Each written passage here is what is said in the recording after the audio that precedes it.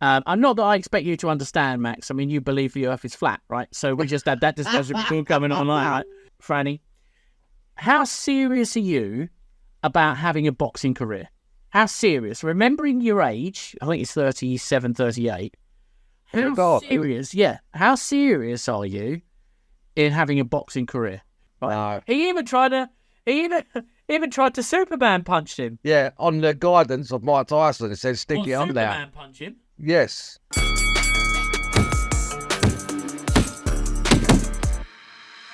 Hi guys, we want you to share our content. Simply like, subscribe or follow our channels on all social media outlets. The more people you tag, the more posts you make, the more chance you've got of winning. We're giving away 5 $50 prizes. Get boxing. Anyway, so let's move on to go back to hot topics and news. I mean, this has been banging on. Obviously, we all know what happened in the Fury and Ngannou fight last week. It's still going on. There's a lot of speculation about what's going to happen with Tyson Fury. Is he going to retire? Will he face a massive amount of legal challenges, etc., etc.? There's so much going on about this. Yeah, but I'll tell you what, though, you can't take it away from Ngannou. A lot of people doubted him, saying, "Oh, you've never boxed. You're going to get beat up. You're going to get schooled. You're an MMA fighter. Blah blah blah." But he proved to the world last Saturday that he can box. He has got what it takes. He's very freaky strong. That's what I mean. And I think he's going to have 10 different boxers all lining up to take him on. Well, Eddie Hearn's lining up a couple, isn't he? We know Frank Warren's lining up a couple. We put post out, Eddie Hearn's talked about Anthony Joshua. Derek Chidora's thrown his hat into the mix. Frank Warren's talked about Joe Joyce and everything else. I think Eddie winds the situation up when he says, he's not good enough to win a Southern Area title. Yeah. That's what he said. I mean, whether he's trying to get under Tyson Fury's skin there or whether he's trying to get... Well, if he's not good enough, if Ngannou's not good enough to win a Southern Air title in Eddie's eyes, why would he put AJ up against him? Well, I mean, I guess he feels that he's gonna. It's a walk. Because he knows. I think he knows deep down in Ngannou he's better than what was expected, and as time goes on, he will get even better because he's going to learn the skills, move a bit more. I think it'd be a problem for a lot of boxers. I think no, I don't. I don't agree with you. I think he's not going to be a problem. I think. The reason I believe, there's a few reasons, and we keep going back over them. The reasons I believe, I'm not that I expect you to understand, Max. I mean, you believe the Earth is flat, right? So we just had that discussion before coming on like that. So feel free to tell Max what your opinion is about the Earth being flat. The thing is, when Tyson Fury fought Ngannou, he didn't know what Ngannou was about, didn't know who he was, didn't know. You can only see so much from a cage and rumours in sparring. Yeah. He's being trained by probably one of the most vicious fighters that has ever pulled on a set of gloves in Mike Tyson. He's thinking in his head, listen, I need to prepare for a fighter who's charging at me as if I am the last man on the planet, right? That's what he's having to prepare for. And I totally get it. I totally understand that. Yeah, but being a professional, shouldn't he have sussed him out after a couple of rounds and thought, wait a minute, he ain't coming at me like this, and have to adjust himself. I've only gone over one reason you're jumping in, right? And guys, hear me out. Let me know what you think. So, first of all, he didn't know the type of fighter he's fighting, and he didn't do what he expected him to do. Right now, we know that Fury is the professional. We totally get that. I understand that from everybody's argument. The second thing is, we're not talking about no muck here. We're talking about Francis Ngannou, who is, other than John Jones, arguably the baddest man on the planet, and still is. Right? Yeah. He is, like we talked about. We'd rather have him in the corner if we're having a street fight and a punch up, than we would Tyson Fury. Yeah. Yeah. So, and it's not because Tyson can't fight, it's just he's not used to that type of fighting. Yeah, you want someone who can slam you on the floor, ground and pound you, hang up and weigh you. Well, no, you don't want them to do it to you want them to do it to someone else. Yeah, that's what I mean. So that's the first thing. The second thing is, 5 weeks into his training camp, Tyson Fury has a baby, okay? Obviously, Paris delivers. Many congratulations to the family. That does not sit well in the mindset. No. Now, all right, he may have already had the time, because I know what you're going to say. Well, he knew the baby was coming. Why did he sign the fight? Yes. Yeah, right. So but let's talk about how it is. There's so many different things between here, there, and whatever as to reasons why fights don't get signed at the right time. Yeah, but also I want to bring up what I've just said already. Being a professional and you're expecting the fighter, your opponent, to come out like a raging bull, and he doesn't, then being the professional, you should have sussed that out within 1-2 rounds and then adjusted your game plan. And then also, his cornermen should be saying the same thing to him. Yes and no, because what you got to remember as well is Fury's been used to fighting 12-round fights for the last 7, 8, 10 fights, whatever it is. Yeah, but also got to come into it in the first couple of rounds. No, it doesn't. It doesn't. Listen, at the end of the day, you know, in your mindset and in your mapping, you know, you've been doing 12-round fights for goodness knows how long. It doesn't matter how quick you train for a 10-round fight. After 5 rounds, Ngannou was blowing out of his butthole, right? There's no argument. Really, Tyson should have had him then. He should have done. And why he didn't, I don't know. But Yeah, I believe. but didn't I say to you, or we both said to each other, Tyson didn't look the same man, like his usual brash self, leery, all that. Because we said this when we went to the conference in London 6 weeks before the fight even happened. Where's Tyson Fury? He ain't turned up. Where's the leeriness of that? Well, he was Larry. He was saying that he said that Ngannou had a big Corey. I think he was more worried about his willy. Yeah.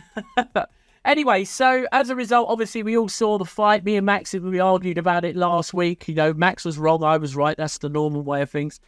And you know, Max is just a Fury hater. We don't hate. No, I don't hate Fury. I think I love Fury and that. And I like him even more after watching his series and that, because you get the better understanding of how his head is. Yeah, and one of the bits I want to bring up about that is Paris losing her absolute marbles when he comes home and says hello to the dog. Well, I'm going to see the dog. Bye.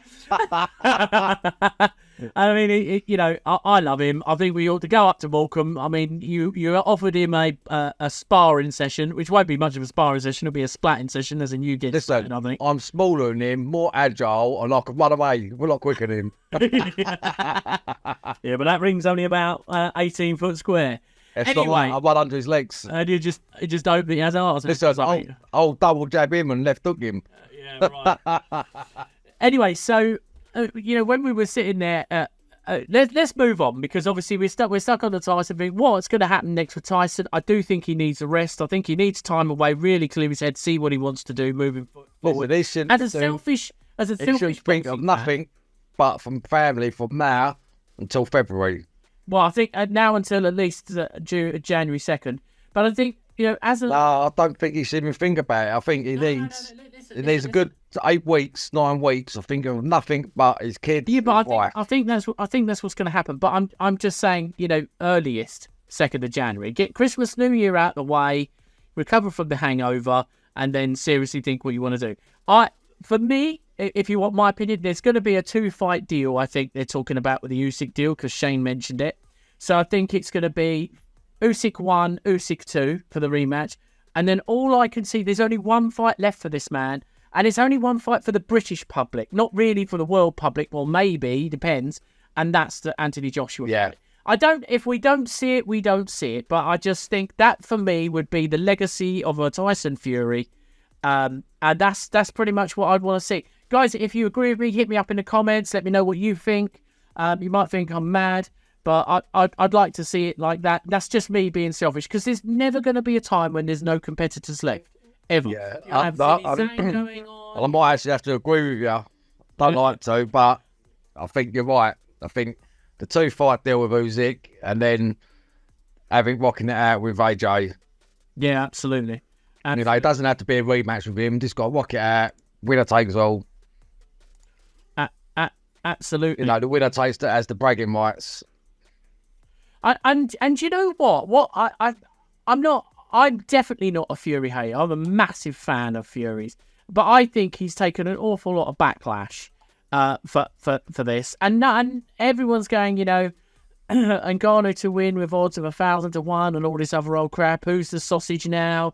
But do you know what? I'm totally dumbfounded by a lot of it. You know, it's like the British public or the world boxing supporter loves nothing more than to take a fella down, right? They love nothing more than to attack someone like a Tyson Fury or indeed Anthony Joshua, okay?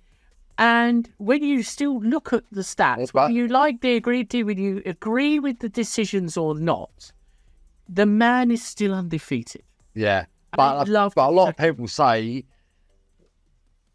Tyson Fury is his own worst enemy. Oh, he is. I think he is. I mean, you know, we've all been there. Tyson says this, Tyson says that, Tyson says this, Tyson says that. But there's, you know, what you got to understand about the man is this man's facing more pressure than we ever have. We as youngsters went out after my boxing finishes, but we as youngsters went out and had party times and all the laughs and you know, did everything. This man's going to bed at 7:30. You know what I mean? He's building a whole career of it, not making excuses for his behaviour because he hasn't, you know, saying this, saying that. But it's all Yeah, but about I think that's this Fury, isn't he? That's how he is, you know. But that suits him, I think.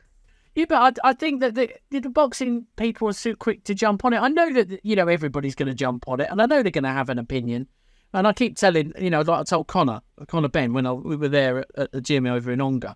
And I said to him, Connor, listen, everybody's going to have an opinion, and opinions like buttholes, right? Everyone's got one, and they all stink. The only one that really matters is the ones that love you and that are around you all the time. And so, you know, it's about that's the truth of it. And I don't want Tyson to retire. I'd like him to have those Usyk fights. I think he beats him, and I think he beats him convincingly. I think he underestimated Francis Ngannou. He trained for the wrong Francis Ngannou. The baby arrived in the middle of it, throwing off his concentration. He's seen the baby 3 times, and the baby's 5-6 weeks old. That plays a lot with your psyche. You've missed the others as well. You know, and it does play a lot with the man's psyche. He doesn't need the money, so now you've got no reason. I can't remember if it was Mike Tyson said you've got to have a reason to get out of bed and run in the morning. Yeah. When you go past that reason, and now he questions, and you listen to what he's saying, you question everything about, you know, he doesn't want the money anymore. You know, but it is. Yeah, but if you listen to him in his series and that, he actually was sort of retired. He can't handle that life. I think he can, but No, you know, I think Tyson, if you fancy retiring gotta and coming keep to be a pundit here on Fighters Talk TV, you'd be most welcome. FTTV boxing, no problem. Listen, Couldn't afford you, so it'd have to be a voluntary role. Yeah, he not that he don't like it or he can't handle it. His brain is active all the time. He needs to be doing something. You know, does. And a lot of fighters they go jump down from a very bits. very dark route when they've gone. Bobby J. Vick says pressure ain't the word, and you guys are making some sense. Well, at least we do occasionally. Yeah, talk a bit of sense. But I think that we try. We do try. But do you know what? I just think that, you know, my heart is with this man. I love him. I love AJ. You know, Tyson, we've met him. We haven't had the pleasure of meeting AJ yet. We've met Francis Ngannou. Very, very nice guys. Give a lot of time for people. And I just think that, you know, I don't want to see the end of Tyson before the Usyk fight or the end of Tyson till the Joshua fight, if that happens. But do you know what? That's really me being selfish for me. But I wouldn't blame Tyson Fury to walk away at any point. I mean, I want to thank him for everything he's done, and he continues to do. So, moving on from that, let's talk about Ngannou, because we've talked more about Fury. Now, Ngannou is being slammed left, right, and centre with offers, and not just offers. Even Hollywood want him. Yeah, I mean, the man's hot property. The man is absolutely, and I think Hollywood want him for his life story, growing up, and rats, that sort of thing. And then moving. Listen, Ngannou is a true life rags to riches story. Yeah, and sacrifice as well. And guys, tell me what you think. Will you go to the cinema to watch the Francis Ngannou story? Because I certainly would. Yeah, definitely. I'm not a UFC fan, but as we know, my brother's just finished his MMA career, and now he's talking about going back in for a fight tomorrow. I'm at 42 years old. Yeah. But you know, that is not a sport for the weak-hearted. That one, it really. Nah. But I would go and see it. But you know, I'm more interested in Ngannou than I was Conor McGregor. Not saying I'm not going to your pub next week, Con. Honestly, 2 weeks time we're there, booked it. You know, don't throw me out or nothing. It's bad enough. I'll go and buy myself jeans. Ngannou to face. Well, do you know what? I'd like to see him work his way up, right? So if I was Francis Ngannou as manager, and I would say to him, listen, Franny, how serious are you about having a boxing career? how serious, remembering your age, I think it's 37, 38, how serious are you in having a boxing career? Yeah, but I don't think, like you say, at his age, he's going to have much of a boxing career. I think Yeah, but this is my argument. If I was to say to him, what's your dream? Do you want to make loads of money, or do you want to be world champion and want to try for a championship within the next 4 years? Because listen, I think his mindset is make the dollar. Yeah, but if that's his mindset, then I would be saying to him, do you know what I would be saying to him? I would be saying to him, listen, Francis, let's go do the Joshua fight, because I don't think Fury's going to take a rematch. And quite frankly, I wouldn't want him to rematch him. Well, we've got Del Boy. He's called his name. Hang on, stop, because you just jumped in. I asked you a question, and you got to let me answer it, right? Anyway, so you've got, in my opinion, right, if he says he wants to make the most money, then he's got to fight AJ. If he says he wants to win a world title, Chisora is ideal. Absolutely ideal. And I'm not discrediting Chisora at all, because I think I'm still sticking by Chisora and AJ will both win. But what I'm saying is, if he's dedicated for his money, you're going to make more money fighting AJ than you are Chisora. That's why, and obviously we don't know where Dillian White sits in all of it. You've got Joseph Parker going off. You've got Zilli Zhang that he can fight. You have Joe Joyce, Daniel Dubois, Filip Hrgovic. You've got all these guys, although I think Hrgovic is sort of positioning himself for a world title. And even Deontay Wilder. He's got all the offers from the top 10 heavyweights in the world that he can fight. But the question remains, who is going to get the most asses in the seats after Tyson Fury? And I obviously think it's Anthony Joshua. Yeah, I hate to say it, but you're probably right. AJ and Ngannou would put more asses in the seat. That's it. I mean, I just think, and Bobby J. Vick says, yeah, you guys are reading his mind. I mean, I think, the average boxing fan, I mean, we're closer to it than a lot of other people. We speak with these guys, the fighters, the promoters, the ring crew, the social media team wrapped around it. So we know kind of what this whole world is about. But I honestly believe it's now down to Francis. It's, stop barking, little doggy, time to bite. Do you know what I mean? Not calling him a little doggy, but stop saying this, stop saying that, stop keep going like Superman punch and elbows and all this other nonsense in there. You pick your fight, move on. You've made your name in the world stage. Here's a chance for you to get, 10, 12, even more millions than you. I'll tell you what, just want to say something, right? People moaning that he's been ranked. I think he's 590. What, 590 to WBC? In the heavyweight division, he's been ranked 590. That's last, isn't it? No, there's over 1,400 or something, apparently. And people were moaning, going, but there's far better heavyweights what he's in front of. Do you know what?